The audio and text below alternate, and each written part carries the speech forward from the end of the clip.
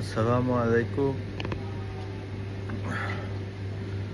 আসলে আজকে মনটা অনেক খারাপ। গতকাল রাত সারা রাত ঘুমাইতে পারি নাই। একটু পরে উঠি মোবাইলের নিউজ দেখতাম, আসলে ইরানের প্রেসিডেন্ট ইব্রাহিম রাইসি মৃত্যুতে অনেক খারাপ লাগতেছে। আসলে আল্লাহ ভালো মানুষ দুনিয়াতে বেশি রাখে না, এটাই মনে তার প্রমাণ। কি আর বলবো, বলার তো কিছু নাই। আল্লাহর কাছে দোয়া করি আল্লাহ যেন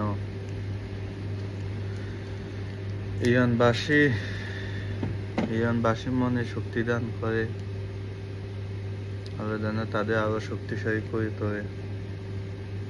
সেই কোমরটা